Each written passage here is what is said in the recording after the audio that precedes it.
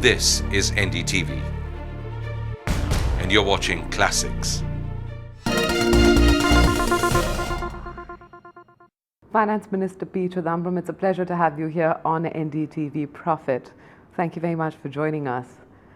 In this stint as Finance Minister, this is your maiden visit to Japan. At the end of all these discussions that have taken place over the last 2 days, can you crystallize for us the role that you see India and Japan playing mutually? Well, I expect a much larger flow of foreign direct investment into India. And of course, the FII flows have sharply increased over the last 12 months. It's about 4.7 billion in a period of 12 months. And I want to maintain it at that level at least. But now my focus is on FDI. I'm trying to interest more companies to invest more and to set up greenfield projects. Now, you've met with a fairly wide range of Japanese CEOs. Do you sense that there are pockets of particular interest as far as they're concerned, particular areas of interest in manufacturing, particular areas of interest in, say, the financial services space? Well, manufacturing, of course, is the prime area. That's where their strengths are. Chemicals, petrochemicals, electronic goods, hardware. These are the areas. But then the financial services people are extremely keen. Banks, insurance companies have met me. Insurance companies are looking for partners. Banks are looking for more branches, wider operations. We just gave a branch to the Mizuho Bank. So both manufacturing and services. Let's take that specific example, say, of the insurance sector. You have referred to the fact that there are 2 insurance companies that want to get into India. But do you sense that they are somewhat impatient or would like, in a more urgent way, the FDI cap, which is currently at 26% for the insurance sector, to be raised? And you have said that you're actually quite confident that that FDI cap will be hiked from 26 to 49%. Is there an urgency to move on that? No, they're willing to come in at 26. It's not an entry barrier. But whether they will expand their operations at 26 is a question mark. My sense is, and this is what I try to tell my interlocutors in India, you will have to accept my judgment of the matter.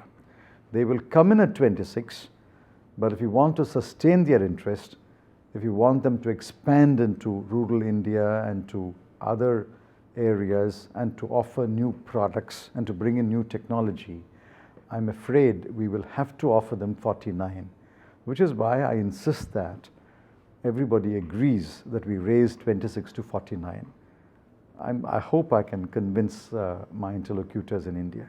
The timeline on that is kind of looming. You are looking to introduce the amended insurance bill in the budget session of Parliament. That is not the only amendment. We are trying to introduce a comprehensive law on insurance, which means that there will be many other amendments to improve the regulatory architecture for insurance sector. One of the amendments will be 26% raised to 49. And then the debate in Parliament takes over. Well, we've had these debates in the past, so debate is no problem. At the end of the debate, we must recognize the reality of the world today, the reality of the world's economy, and then take a sensible, practical, hard-headed decision. Let's just extend that just a little bit. Foreign direct investment in retail, the advantages are obvious. You've underlined them yourself. The fact that the retail sector has the ability to throw up massive employment opportunities. Again, there, foreign direct investment in retail. That's where the hurdle sort of comes up. Now, there's already foreign direct investment in wholesale, in cash and carry.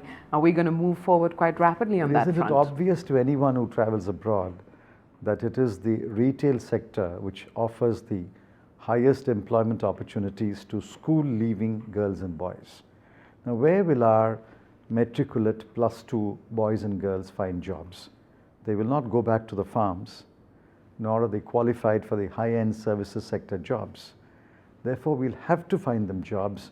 Retail is the obvious answer. Yesterday, I went to a department store, and that one store, over I believe 2.5 shifts or so, employs 10,000 young men and women.